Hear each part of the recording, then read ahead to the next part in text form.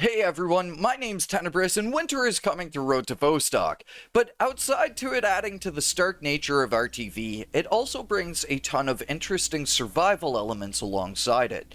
From maintaining body temperatures to accessing water, frostbite and hypothermia, winter in this game is going to change the landscape, making even the survivable Area 5 a desolate wasteland for you to endure. We know a lot so far for what the developer is planning to do with winter elements in Road to Vostok, as well as some healthy speculation based on real-life logic. But before we jump in, please, if you enjoy our TV or like the video, don't forget to hit the thumbs up button or subscribe to stick around. We got plenty more for this game coming over the next week that you won't want to miss out on.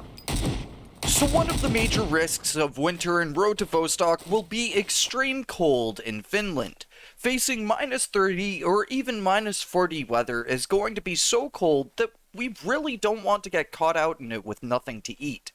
The winter is when we might just have to hunker down at a shelter we've built up with supplies to stave off the winter cold.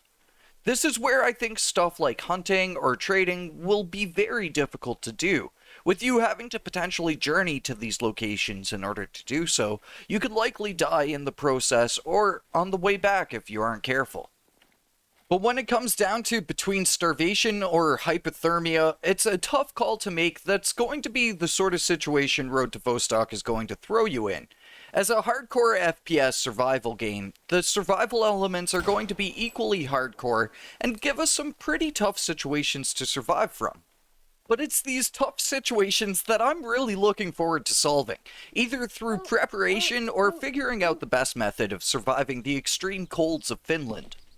We'll have things like fire sources that we can use while potentially underclothed or if our clothing gets damaged.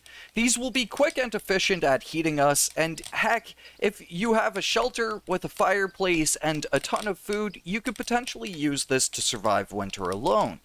It's hard to know if fire-making sources will come to the game or if it'll be a simple light-the-fire kind of procedure that we have now, but an open flame will be a simple solution to the harsh winter, if the situation calls for it. Because you could get lucky and have the clothing prepared for surviving through the winter, and not just surviving, but thriving. We know of a couple clothing so far that will help with the cold. The fleece jacket and the winter jacket, or puffy jacket as I'm going to call it. The fleece jacket will likely help with simple cold up to minus 10, but the puffy jacket will likely help with much more extreme temperatures. Combining them with the right pants and you'll have the warmth needed to brave some of the most extreme temperatures. With the future of Vostok's AI having pattern and color recognition, you might not want to get caught out in the open wearing a bright blue puffy jacket, but the added warmth to make a hunting trip or trade journey through the wintertime will be a huge benefit. But going to the late game, you could maybe find or craft a winterized ghillie suit, offering you the potential to go out hunting for a different kind of prey in the winter, bringing a whole new meaning to the nickname the White Death. Of course, we could just up and die of the cold though before ever getting to that point. We know in the final stages of the game there will be a vast medical system, and for winter we have one specific status ailment that could make it very difficult, and I have an idea for another that would significantly up the challenge of surviving winter. And the first is hypothermia. Confirmed as coming to the game a long time ago, I always wondered how it would come around to the game. And with winter, it's obvious this will be the main environmental threat for our character.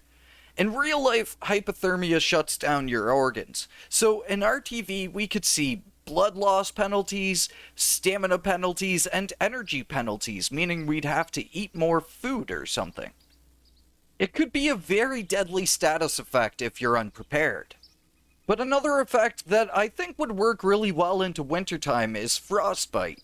This could happen faster than hypothermia, but work just like a burn. It'd be a simple status effect to treat, but if untreated could be totally deadly. Outside of that, I could see winter itself causing a constant drain on energy and your body temperature.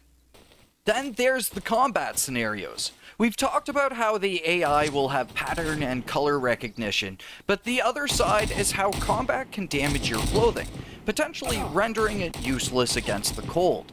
We'll have a separate video on body armor coming soon, but for now it's a very rare item in the game, so it's not like you'll be running around in full kit. You'll probably just have a winter jacket at best for your first winter.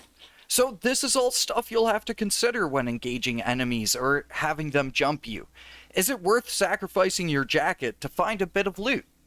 Of course, this is all just speculation, and we'll have to wait and see what winter truly brings to the table, from different combat situations to everything survival we've talked on so far. So let me know, what do you think of changing seasons in Road to Vostok?